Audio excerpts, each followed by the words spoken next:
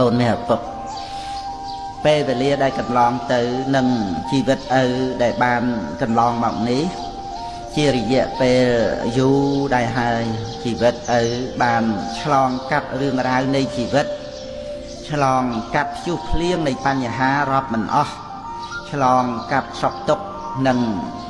ឆ្លងកាត់លោកធម៌ផ្សេងទៀតដ៏ច្រើនសន្ធឹកសន្ធាប់កូនស្ងួនមេឪពុកឯងជីវិតរបស់មនុស្សគ្រប់រូបគ្រប់នាមមិនថាមានក្រល្អអាក្រក់ឡើយជាទីបំផុតនៃជីវិតទាំងអស់ត្រូវធ្លាក់ចុះចូលក្នុងការចាស់ការឈឺនិងសេចក្តីស្លាប់ជាពិតប្រាកដក្នុងរយៈពេលនៃជីវិតឪដែលបានកន្លងមកនេះឪបានជួបប្រសពនិងបានដឹងរឿងរ៉ាវច្រើននៅក្នុងលោកឪមានពាក្យដែលត្រូវប្រាប់កូនឲ្យបានដឹងចូលកូនត្រឹមចាំស្ដាប់ជីវិតមនុស្សយើងនឹងមានសេចក្តីសុខទៅបានគឺតលតែយកព្រះធម៌មកជាកល្យាណមិត្តយកព្រះធម៌មកទុកទំនុកបំរុងឲ្យដល់ចិត្តត្រូវតាំងទុកក្នុងចិត្តជានិច្ចជាអចិន្ត្រៃយ៍ព្រះធម៌ក្នុងទីនេះគឺការបំពេញនៅមុខនេតិនិងភាពត្រឹមត្រូវក្នុងពេលខ្លះសេចក្តីទុក្ខក៏បានមកដល់ជីវិតដើម្បីសាកល្បងយើងបើយើងមានសេចក្តីអត់ធន់ច្រើនប៉ុណ្ណាសេចក្តីសម្រេចក៏នឹងមានច្រើនប៉ុណ្ណោះដែរសេចក្តីសម្រេចមានសម្រាប់អ្នកដែលមាននៅសេចក្តីអត់ធន់និងមាននៅសេចក្តីជាយាមសូមឲ្យកូនប្រកាន់នៅគតិមួយថាឧបសគ្គរមែងមកមុននៅសេចក្តីសម្រេចនិងសូមឲ្យកូននឹកជារឿយថាសេចក្តីសុខឬសេចក្តីទុក្ខកើតឡើងពីការធ្វើរបស់យើងទាំងអស់ឪពុកសូមឲ្យកូនធ្វើតែអំពើល្អដល់ពេលចិត្តស្លាប់ចិត្តរបស់កូនមិនមានទុក្ខមិនមានសេចក្តីសៅហ្មងឡើយព្រោះការគិតរបស់មនុស្សចិត្តស្លាប់ការបើបាបច្រើនការគិតក៏នាំមកនៅសេចក្តីក្តៅក្រហាយដុតរលចិត្តតែបើធ្វើល្អច្រើនការគិតក៏នាំយកសេចក្តីរីករាយមកប្រោះព្រំឲ្យចិត្តត្បិតឃើញនៅអំពើដ៏បរិសុទ្ធរបស់ខ្លួនអ្នកធ្វើល្អរស់នៅក៏បានល្អស្លាប់ទៅក៏បានល្អ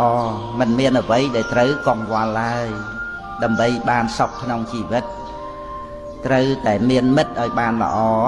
និងមានគំនិតថ្លៃបវរសន្សំធัวសសាងជំរកជីវិតមានទុក្ខជាធម្មតាប្រៀបដូចជលសាមានរលកប៉ុន្តែបញ្ញាស្រាវជ្រាវរកចាប់យកសុខស្ងប់ត្រឡប់វិញដឹងថាទុក្ខពិតតែចិត្តស្ងប់នេះហើយជាទ្រព្យត្រូវបំពេញទុក្ខកាយតែចិត្តមិនមโนមនិញជីវិតពោពេញដោយស្មារតីវិញ្ញាណមានធัวជាអាហារទៅបានសុខាទាំងប្រុសស្រី